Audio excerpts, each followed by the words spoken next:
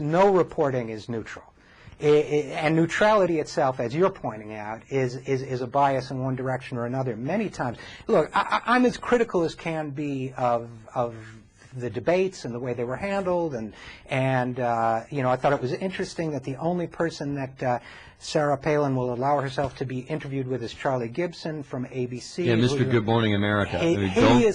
Hideously biased individual. I think he's the only person who she's going to allow to take her deposition in the Troopergate thing, too, is Charlie Gibson, rather than a lawyer. So, of course, they're playing the refs. And, you know, the world, you would have thought that the Pope died when Tim Rusher passed away. I'm sorry for his family's loss and all of that.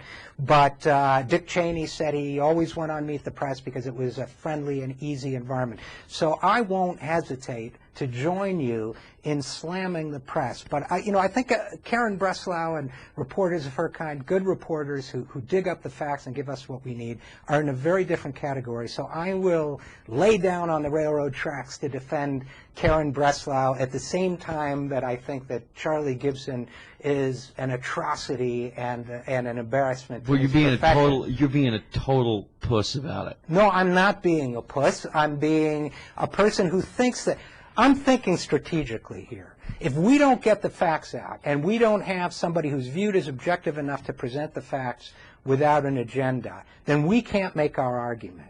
If we were to hold a gun to Karen Breslau's head and say, tell us whether you think this woman is qualified or not, and she said, I don't think so, then nobody would ever listen to her reporting again among the sure people they would. They'd be like, to... here's the woman who had a gun held to her head, so she's going to report on these issues.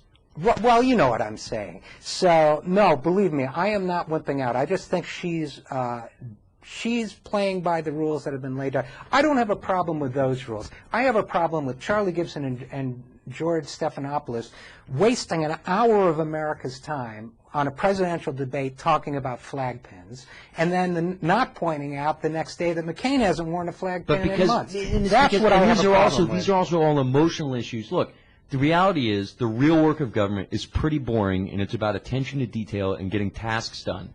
And from what I've seen of Sarah Palin and John McCain, neither pays attention to detail, neither is competent in managing people, neither has an overarching strategy or a vision for where we need to go as a country.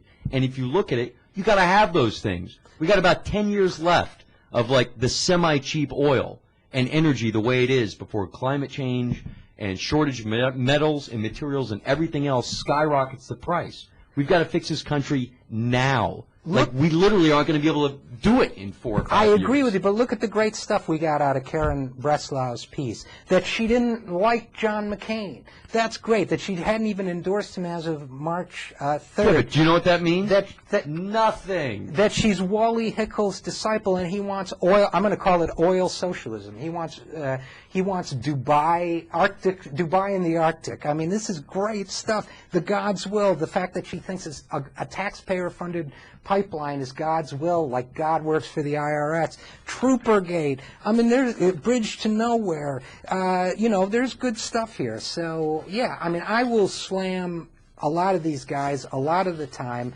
Look, I'm the guy who wrote a piece in the Huffington Post threatening to kick Joe Klein's ass. Okay, I said I can do it. Can you do it? Could you take him? We have mutual friends who say that I could take him like that. Okay, and I was down with it. I was ready to take the man on, and he's written some great things in the last year. So, you know, I'm not a religious guy, but I believe in the redemption of the human spirit, and I believe that Karen Breslau is doing great work. We don't. You think that neutrality is a false construct and a problem, and that's why we have debates here on the Young Turks.